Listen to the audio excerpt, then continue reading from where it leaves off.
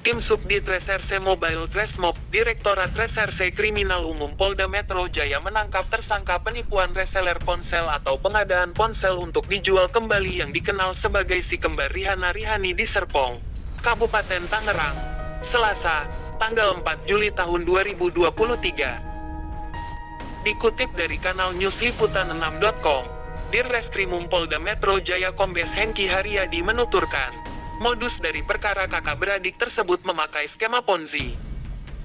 Ternyata hasil pemeriksaan sementara dari korban, kita menerima informasi ini bahwa ini modusnya adalah seperti skema Ponzi dari reseller-reseller.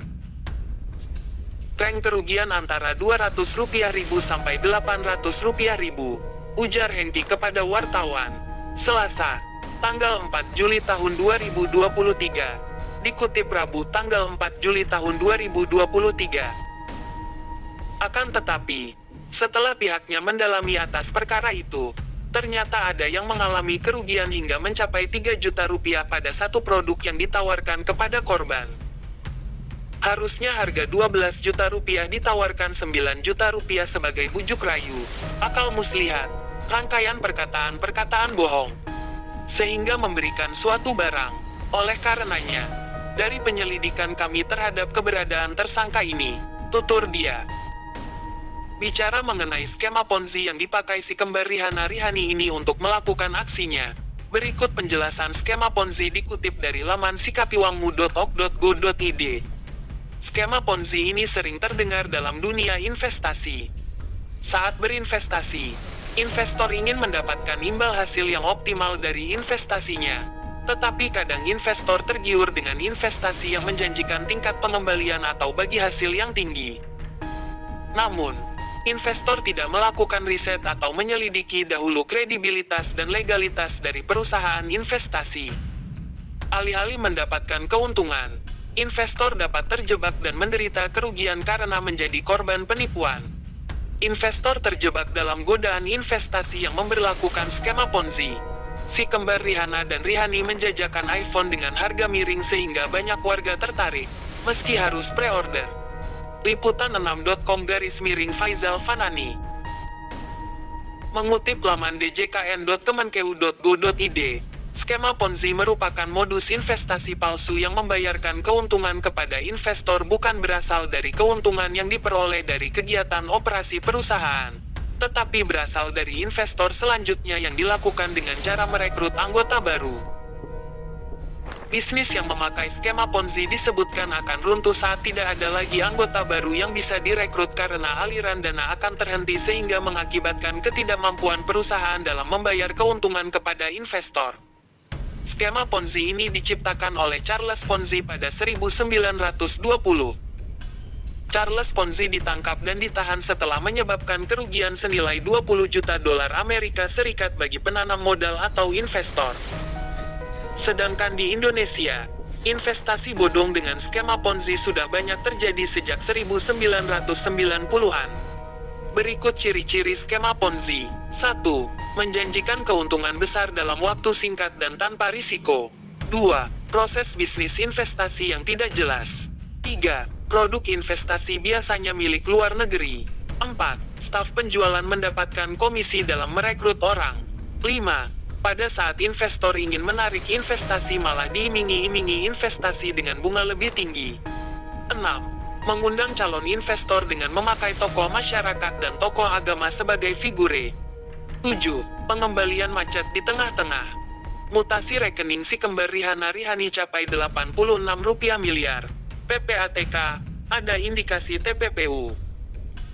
Tersangka kasus penipuan si kembar Rihana dan Rihani ditunjukkan kepada wartawan rilis kasus di gedung Ditreskrimum Polda Metro Jaya, Jakarta, Selasa tanggal 4 Juli tahun 2023. Liputan6.com Faizal Fanani.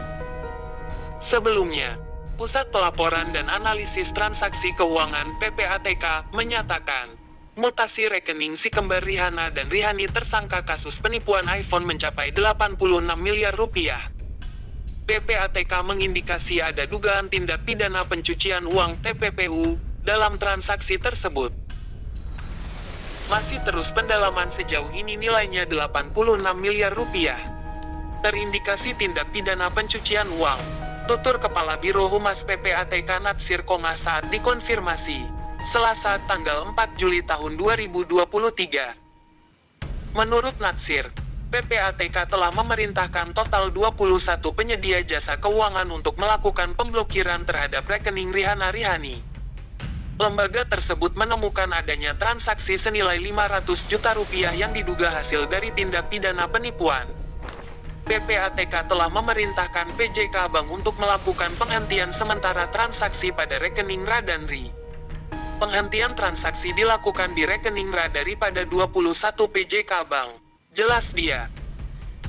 Dari hasil analisis sementara, diketahui Ra dan Ri melakukan transaksi setoran tunai kepada pihak ketiga sebesar 500 juta rupiah yang diduga sumber dananya berasal dari penipuan yang mereka lakukan.